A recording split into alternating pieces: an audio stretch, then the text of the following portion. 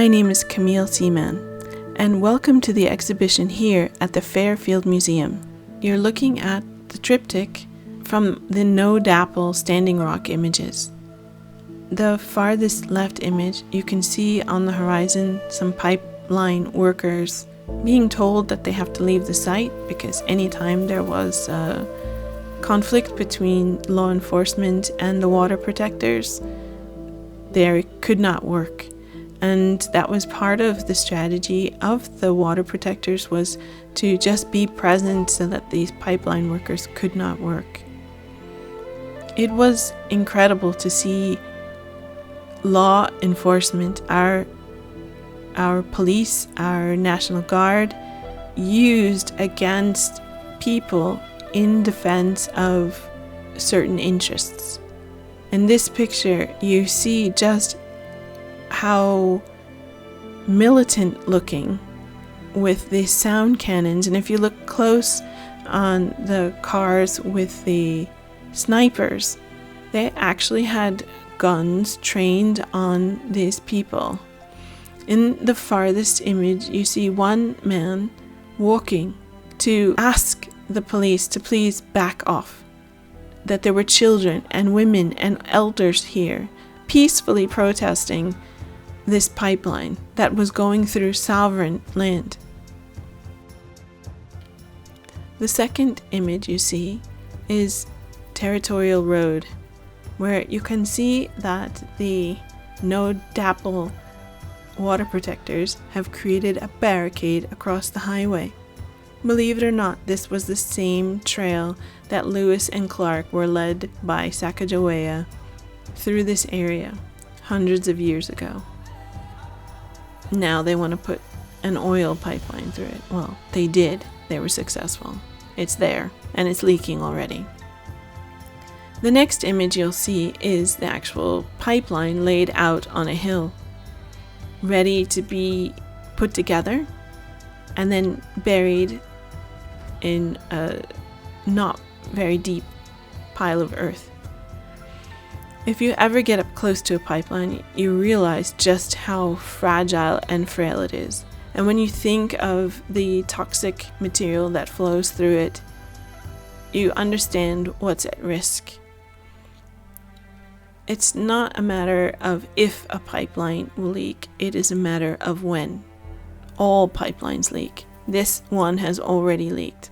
And that some of that earth that they've moved away was across sacred burial grounds and contested treaty lands. You can imagine if this was in your backyard. Would you want this in your yard?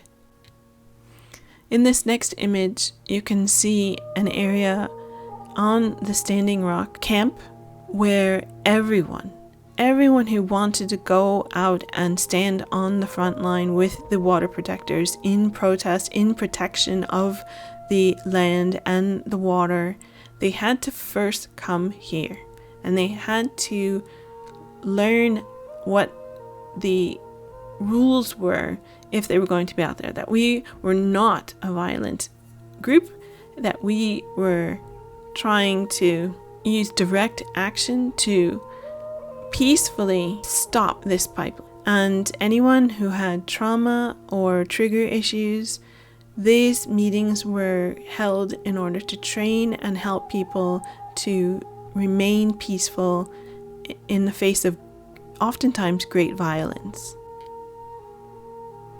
I remember when I saw this woman with her sage. So sage is a sacred plant. This white sage that she's holding is usually ceremonially burned to create the smoke that you literally wash or bathe yourself in this smoke. It's been proven scientifically that this smoke kills bacteria. When you burn sage, you are also trying to purify or clean an area of bad feelings, bad energy.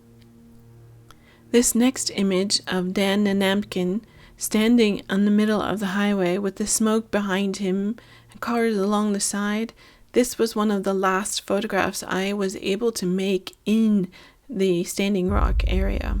I had to leave and I felt very conflicted about it, bad things were about to happen. And this was in October. Of course, those that were able to stay through the winter, much more violent things happened to them. And Dan is an incredibly special man. He wore his traditional regalia every day. Waheela Johns, who recently was named the Senior Advisor for the U.S. Department of Energy in the Office of Indian Energy Policy and Programs, which is amazing. At the time that I made this photo of her standing in front of her solar panels, she has a company called Native Renewables and is trying to bring clean solar energy to Native communities, especially her Navajo Dene Nation. So many people still on the Navajo reservation, which is the largest reservation in the United States, have no power at all. No water, no electricity. This image is of the Cannonball River at sunset on the Standing Rock Reservation in North Dakota. The reason the Cannonball River has its name is because before it was dammed, the Army Corps of Engineers built a dam that disrupted the natural flow of the Cannonball River into the Missouri. But before this dam was built, it had such a unique flow that you could find these stones in them that were shaped perfectly round. That's how it has its name. This was one of the many views I had from my camping area there. I hope you enjoyed this tour of the exhibition.